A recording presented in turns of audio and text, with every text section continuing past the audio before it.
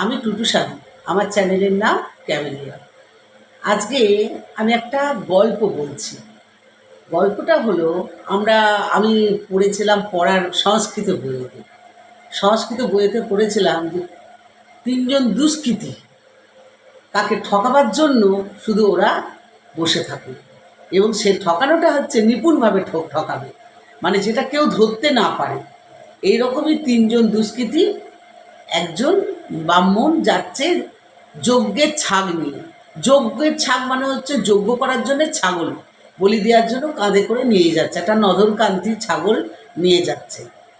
আর যখন নিয়ে যাচ্ছে, দূর থেকে ওই দুষ্কৃতীর তিনজন দেখেছে, বলল এই ব্রাহ্মণের কাছ থেকে আমাদের ছাগলটাকে আমাদের কামিয়াব করতে হবে।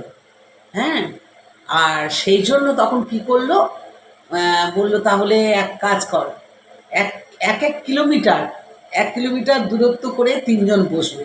একজন এক জায়গায় বসলো, 1 কিলোমিটার দূরে আরেকজন বসলো, 1 কিলোমিটার দূরে আরেকজনা বসলো। প্রথম যে বসলো, ব্রাহ্মণ যখন কাছাকাছি চলে এসছে, তখন বলছে, হে ব্রাহ্মণও, তুমি কুকুর স্কন্দে কীর্তা গচ্ছতি, মানে তুমি কুকুর কাঁধে নিয়ে যাচ্ছ। ব্রাহ্মণ বলছে, কেন হবে, কুকুর কেন নিয়ে যাব, আমি যজ্ঞের ছাগ নিয়ে যাচ্ছি, যজ্ঞের ছাগল নিয়ে যাচ্ছি। তখন বলছে, না এটা তো ছাগল নয়, এটা তো কুকুর। ব্রাহ্মণ তখন কী করলো, কান থেকে ছাগলটাকে নামালো, নামিয়ে ভালো করে নিরীক্ষণ করলো, বললো না এ তো ছাগল, এ তো কুকুর নয়। এই মনে করে সে আবার কাঁধের মধ্যে নিয়ে আবার চলতে শুরু করলো। আবার 1 কিলোমিটার পৌঁছে গেল। দ্বিতীয় যে দুষ্কৃতী, সে আবার বলছে, হে ব্রাহ্মণ, তুমি কুকুর স্কন্দে কীর্তা গচ্ছতি, বলছে কেন হবে, আমি তো যজ্ঞের ছাগ পয়সা দিয়ে কিনে নিয়ে যাচ্ছি, আর কুকুর কি কেউ যজ্ঞে বলি দেয়, আমি ছাগল নিয়ে যাচ্ছি। তখন বলছে যে না, এটা ছাগল নয়, কুকুর।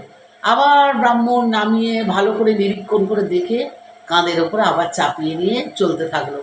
এবারে আরও 1 কিলোমিটার দূরে পৌঁছে গেল। তৃতীয় যে দুষ্কৃতী বসে আছে, সে আবার বলছে, হে ব্রাহ্মণ ও কুকুর স্কন্দে কীর্তা গচ্ছতি, তুমি কুকুর কাঁধে করে নিয়ে যাচ্ছ।